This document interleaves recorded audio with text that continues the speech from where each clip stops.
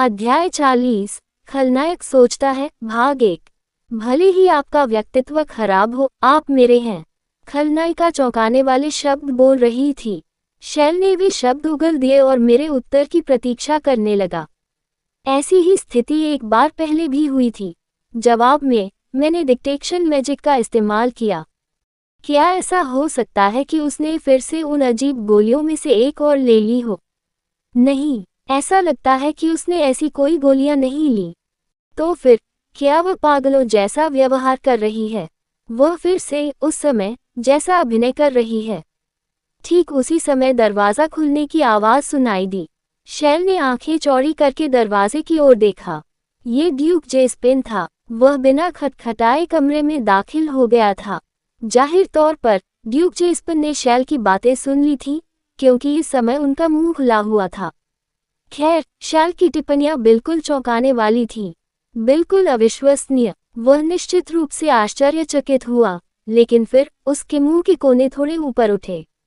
उसने शैल की ओर देखा और बुदबुदाया, अद्भुत। ये स्पष्ट था कि वह किस चीज से आश्चर्यचकित था, और शैल कोई बहाना भी नहीं बना सका।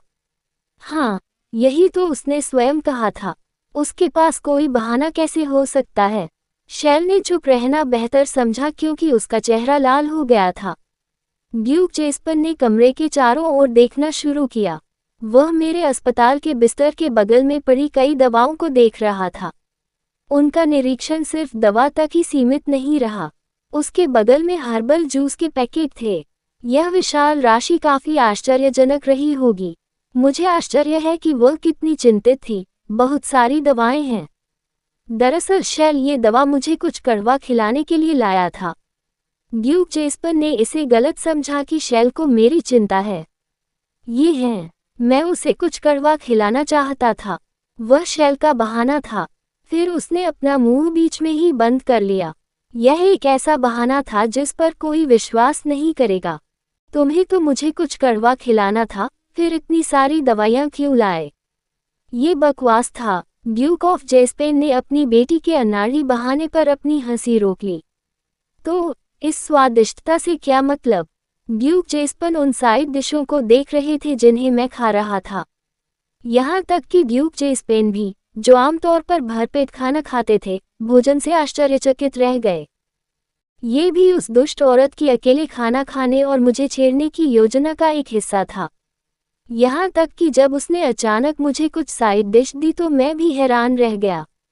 ये हैं। इस बार शैल कोई बहाना भी नहीं बना सका। वह बस चुप रही और उसका चेहरा लाल हो गया। जाहिर है खलनायिका को शर्म आ रही थी। एक चौंकाने वाला बयान, ढेर सारी दवाएं और हार्दिक भोजन। ऐसा लगता है कि ड्यूक जेस्पेन स्थिति से संतुष्ट महसूस कर रहे थे और उन्होंने मुझसे पूछा, मैंने सुना है कि मेज टॉवर पर किसी प्रकार की दुर्घटना हुई थी। हाँ, किसी तरह हम इस झंझट में फंस गए। बेतुका, मेज टॉवर के उस ग्रीनहॉर्न ने फिर से लापरवाही से काम किया होगा। जब उसने लापरवाह शब्द का इस्तेमाल किया तो मुझे पता था कि वह किसके बारे में बात कर रहा था। ऐसा लगता था कि ड्यूक जेस्पेन को भी मेज टॉवर लॉर्ड के खराब व्यक्तित्व के बारे में पता था। हालांकि वह शीर्षक आश्चर्यजनक था। एक ग्रीनहॉर्न। क्या यह मेज टॉवर लॉर्ड को किसी कमजोर व्यक्ति जैसा नहीं बनाता है? लेकिन जरा सोचिए, ये सच भी था। इससे कोई फर्क नहीं पड़ता कि वह कितना शक्तिशाली था। मेज टॉवर लॉर्ड, जो अभी तक अपने चरम पर नहीं था, ड्यूक जेस्पेन की तुलना में कमजोर माना जाएगा। ड्यूक जेस्पेन के चेहरे पर एक अजीब सी मुस्कान थी। अस्बेल परिवार के सदस्यों को बहुत दयालु माना जाता था। खैर, शैल को छोड़कर। वे इतने दयालु थे कि मैं उंगलियों पर गिन सकता था कि उन्होंने कितनी बार दुष्ट शैल को डांटा था। उपन्यास में भी कहा गया था कि शैल को छोड़कर अस्बेल परिवार के सभी सदस्य दयालु थे। हालांकि इस उपन्यास में स्थानांतरण के बाद मुझे कुछ पता चला। उनके व्यक्तित्व कभी कभी भिन्न होते थे। जब मैं अपने आसपास के लोगों के साथ मुश्किल में पड़ गया तो मैंने इस पर ध्यान दिया। इस समय ड्यूक जेस्पेन एक खलनायक की तरह मुस्कुरा रहे थे।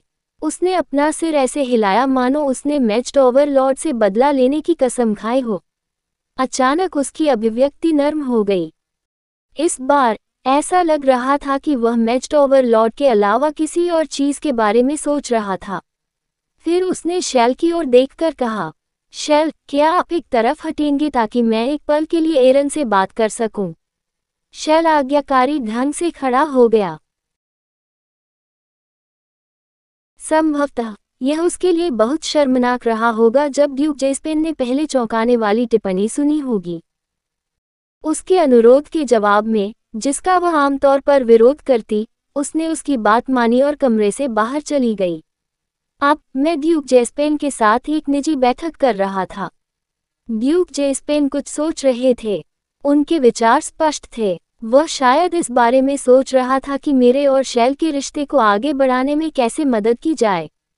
ड्यूक जेस्पेन वास्तव में अपनी बेटी की शादी जल्द देखना चाहते थे।